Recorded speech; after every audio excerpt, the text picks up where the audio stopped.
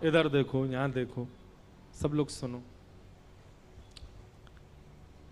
तो हरपाल नाम के एक भक्त थे भगवान के, खूब भजन करते थे, खूब साधना करते थे, नाम जप करते थे, कथा सुनते थे, लेकिन वो ब्याह नहीं कर रहे थे। क्यों? उनकी इच्छा थी कि जैसा मैं भजन करता हूं, जैसी मेरी भक्ति है, जैसा मेरा भाव ठाकुर जी के प्रति है, ऐसी कन्या मिले तो मैं ब्याह करूंगा, नहीं तो जीवन भर ऐसे ही रहूंगा। तभी उनके किसी रिश्तेदार ने आकर के बताया, बोले तेरे लायक कन्या मिल गई मुझको। तो हरपाल जी बोले, क्या क्या गुण है उस कन्या का? बोले उस कन्या ने शर्त रखी है, मैं उसी से ब्याह करूंगी जो रोज 1000 संतों को प्रसाद पवाता हो। हरपाल जी बोले, अब तो मुहूर्त भी नहीं निकलवाना, कल ही ब्याह करवा दो मेरा।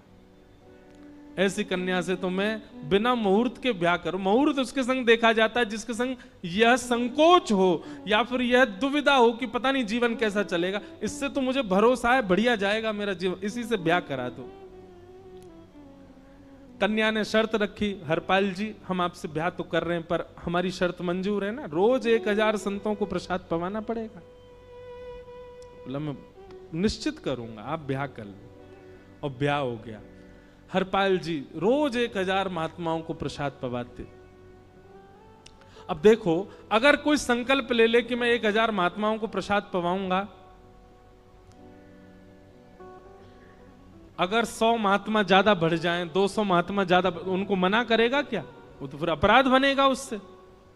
प्रसाद पवाने का संकल्प लिया तो जितने आए सबको बैठाने की जिम्मेवारी उसकी। ऐसी कथा में भी होता है, कथा में जितने लोग आए सबका स्वागत होना चाहिए, सबके लिए स्थान पर्याप्त होना चाहिए। कई जगह प्राइवेट कथा करा, हम तो मना कर देते, मत कराओ भैया, आपको अपराध लगेगा। क्यों? वैष्णव को पता चला कि कथा हो रही, वो सुनने आ गया, जगह नहीं मिली या फिर वो बैठ नहीं पाया, तो खाली रहे भले ही स्थान, पर फिर भी स्थान बड़ा रखो ताकि कोई भी आए तो कोई रहे ना कथा से, नहीं तो कथा कराने वाले को अपराध लगता है। वैष्णव बिना सुने चला गया। तो हरपाल जी ने नियम ले लिया, रोज 1000 महात्माओं को भोजन कराते। अब 1000 की जगह कभी कभी 1200 भी हो जाते, 1300 भी हो जाते, 1500 भी हो जाते। लेकिन हरपाल जी करते कुछ नहीं थे, कमाई का कोई जरिया नहीं था, केवल दादा परदादाओं की पुश्त से जो उनके पुश्तैनी धन था उसी को ही खर्च करते जा रहे थे। 1 साल तक बढ़िया चला, 1.5 साल बढ़िया चला, लेकिन 1.5 साल बाद धीरे धीरे धन खत्म होने लगा।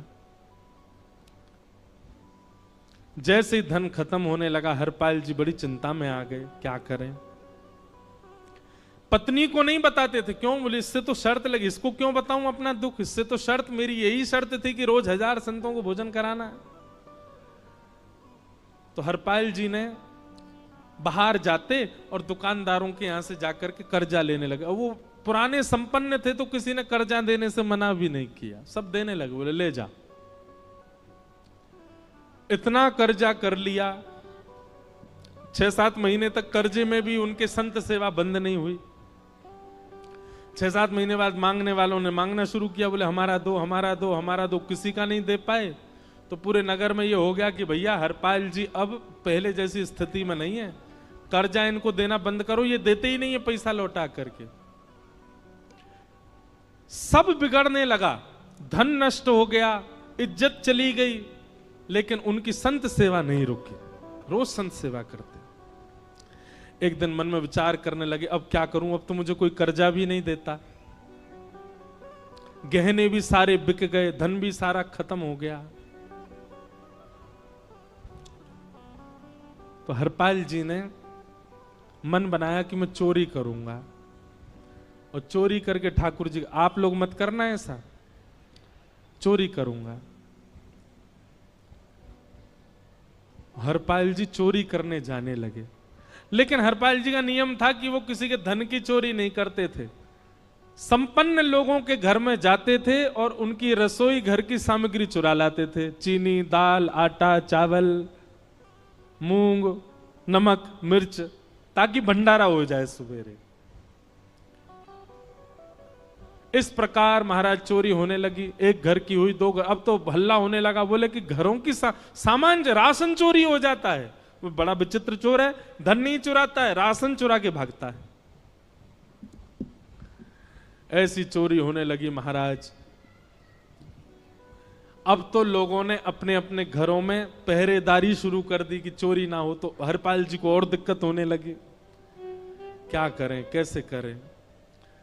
धीरे धीरे हरपाल जी इस स्थिति में आ गए कि अब संपन्न लोगों के यहां उन लोगों को ढूंढते जो ना कभी संत सेवा करते ना वैष्णव सेवा करते, और उन लोगों के यहां जाकर के थोड़ा बहुत धन चुरा लेते, स्वर्ण चुरा लेते। करना कुछ नहीं, अपना घर नहीं बनाते थे, बसाते थे, संत सेवा करते थे। ठाकुर जी रीझ गए हरपाल से। ठाकुर जी बोले, देखो ये सब चोरी कर करके और मेरे संतों को पवारा है। ठाकुर जी बोले, इस पर अनुग्रह करने जाना है। भगवान सिंहासन से उठ करके तैयार होने के लिए गए, और बढ़िया महाराज नकली सी मूछ लगा करके, ऊपर सिर पर पाग पहन करके, और थोड़ा पेट सा बाहर निकाल के, गले में खूब सारी जंजीर डाल के, हाथों की हर उंगली में अंगूठी पहन करके, सोने की जूतियां डाल करके, कौंधनी सोने की पहन करके, और एक बैंत समझते, वृद्ध लोग लेकर के चलते, बैंत, सोने का मड़ा हुआ बैंत लेकर के ठाकुर जी तैयार हो गए, एक सेठ जी बन गए। लक्ष्मी भैया ने पूछा, भगवान बड़ा सुंदर स्वरूप धारण किया, कहां जा रहे हो? बोले, अपने एक भक्त से मिलने जा रहे हैं। रुक्मणी जी बोली, मैं भी चलूंगी।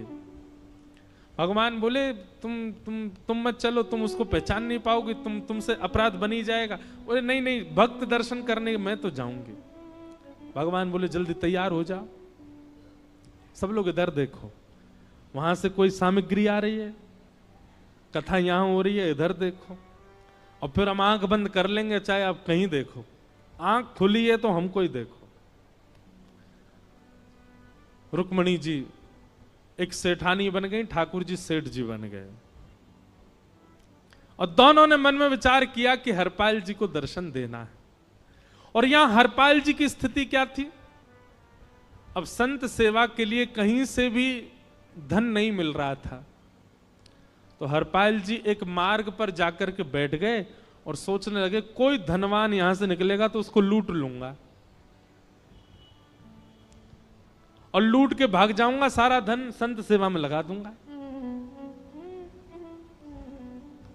तभी उस मार्ग पर कोई और तो आया नहीं, ठाकुर जी सेठ बन करके आ गए। और महाराज खूब सारे गहने पहन करके, पाग बढ़िया सोने की जड़ाऊ पाग पहन करके, ऐसे वस्त्र पहन करके, और छम छम करते चलते आ रहे हैं। उन गहने ही बज रहे हैं ठाकुर जी के।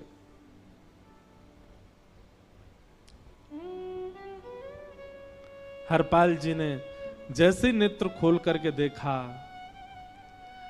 ठाकुर जी के रूप यौवन और सबरी उनके श्रृंगार को देख करके हरपाल जी बोले, ये तो एक आध साल के भंडारे की व्यवस्था आ रही है सामने से। इतने में ही सेठानी जी, रुक्मणी जी भी आई। उनको ओहो, ये तो कम से कम 5-10 साल की व्यवस्था आ रही है। अगर ये दोनों लूट लिए जाएं तो 10 साल चोरी नहीं करनी पड़ेगी। देखो कितना धन संपन्न।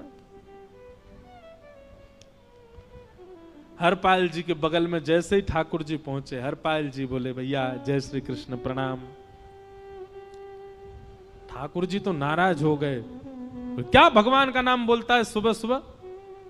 तुम सब लोग बड़े पाखंडी हो, ढोंगी हो, और हमने सुना इस गांव में एक रहता है, वो चोरी डकैती करता है, और फिर कहते हैं संत सेवा करता है। ऐसी काय बात की चोरी भैया? करता तो चोरी है, भले उससे भली संत सेवा करता हो। नाम उसका हरपाल है, हम सब जानते हैं। भगवान का नाम मत लो हमारे सामने। हरपाल जी समझ गए, वो तो बिल्कुल भगवत विमुख है, इसकी तो एक अंगूठी भी नहीं छोड़नी मुझको, इसका तो सब लेके जाऊंगा। अगर ये बदले में जय श्री कृष्णा बोलता तो एक आध गहना छोड़ देता है इसका में, पर ये तो इतना बिखर रहा है भगवान का नाम सुन के, इसका कुछ नहीं छोड़ूंगा, सब ले जाऊंगा।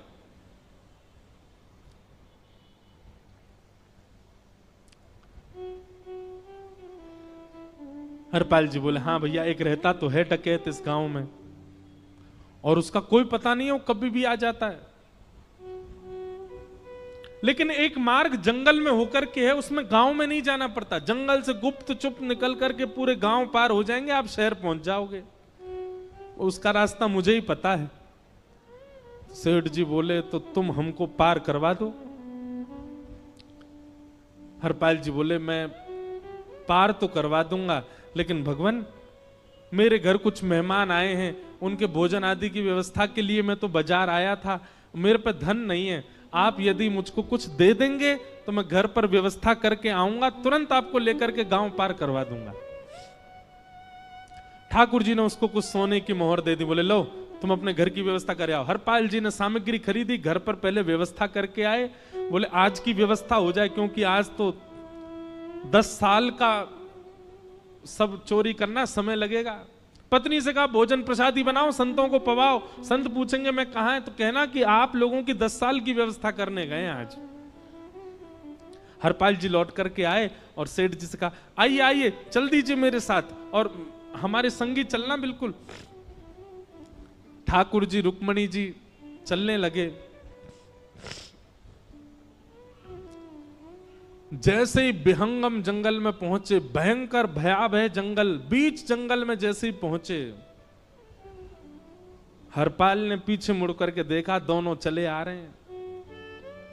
तुरंत महाराज वो तो अपने रूप में आ गया, शेर की तरह गर्जना करने लगा, अपनी लाठी धर दी सामने और अपने सिर का स्वाफा निकाल करके सामने बिछा दिया। भगवान जो सेठ जी के रूप में आया, भगवान बोले भैया ये क्या कर रहे हो? बोले मैं ही हरपाल हूं।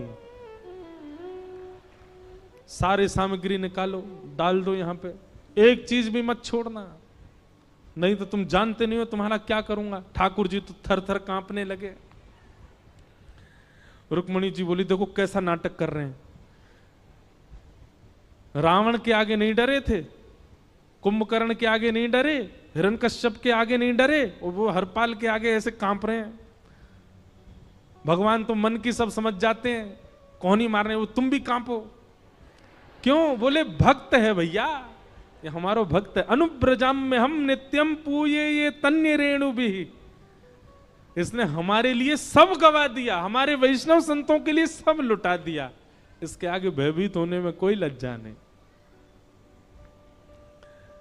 लक्ष्मी नारायण दोनों कांप रहे हैं और हरपाल कह रहा सब निकालो। ए सेठानी जी कान के कुंडल उतारो।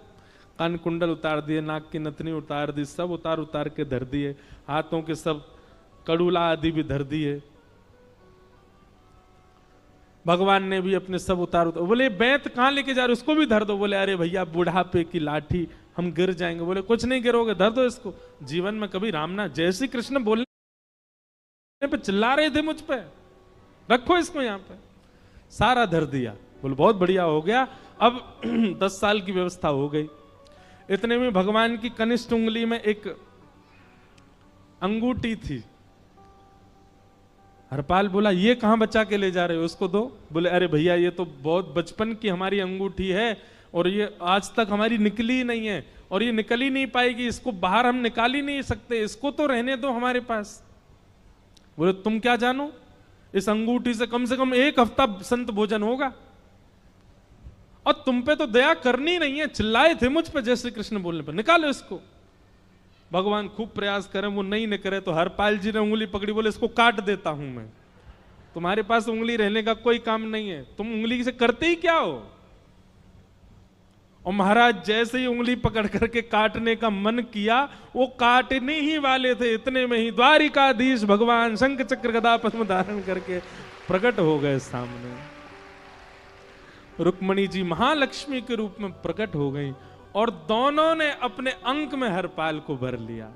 हरपाल जी समझ नहीं पा रहे ये क्या हुआ, दूर हटे। बोले नाथ, बोले हम साक्षात द्वारिकाधीश, ये साक्षात रुक्मणी तुम्हारी भक्ति से प्रसन्न होकर तुमको दर्शन देने आए हैं। हरपाल जी घुटने के बल बैठ गए, रोने लगे, सर रख दिया चरणों में, पटकने लगे। बोले नाथ,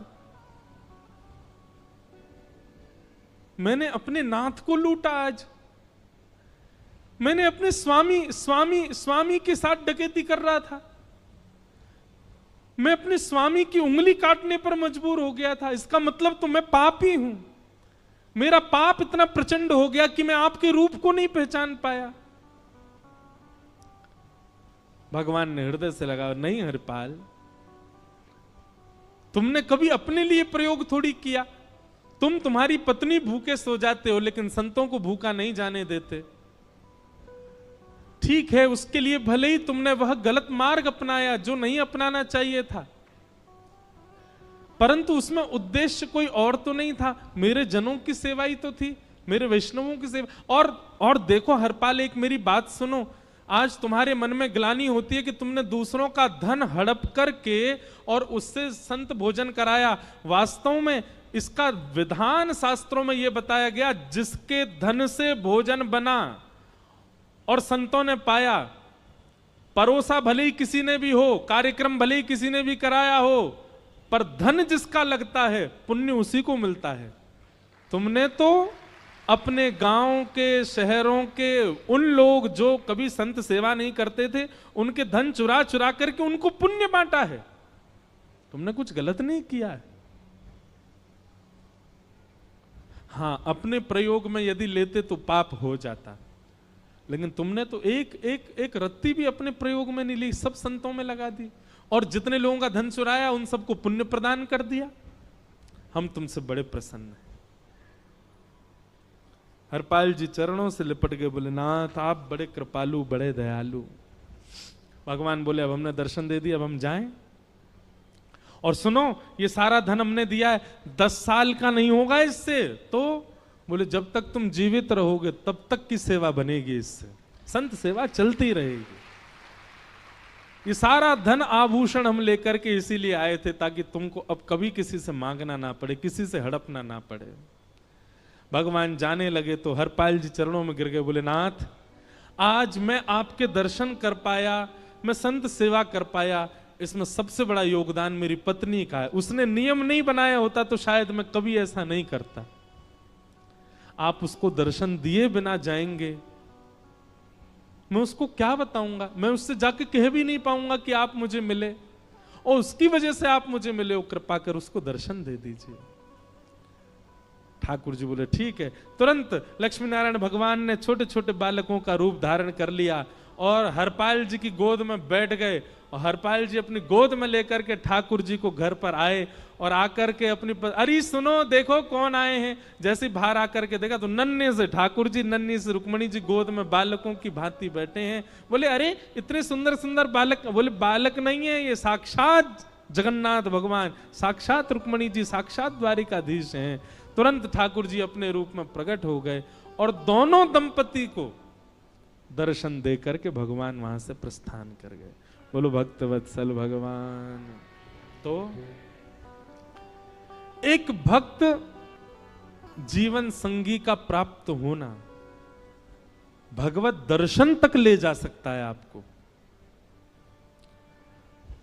अब जिनके ब्याह हो चुके हैं उनसे तो अब हम कुछ कर नहीं सकते, पर जिनके नहीं हुए हैं संभल जाओ, सुधर जाओ, ठाकुर जी से प्रार्थना करो, और प्रार्थना करके केवल एक ही चीज मांगो, क्या हम गृहस्थी हैं नाथ, यह गृहस्थाश्रम है, हम इसमें आ चुके हैं, अब कृपा करके हमारे जीवन में जो भी आए वो आपका भक्त आए। लेकिन आपके अथक प्रार्थना करने पर भी ठाकुर जी ने यदि नहीं दिया तो भी चिंतित मत होइएगा। मीराबाई को भी नहीं मिले अनुकूल, करमेती बाई को भी नहीं मिले अनुकूल, सक्कू बाई को भी नहीं मिले अनुकूल पति,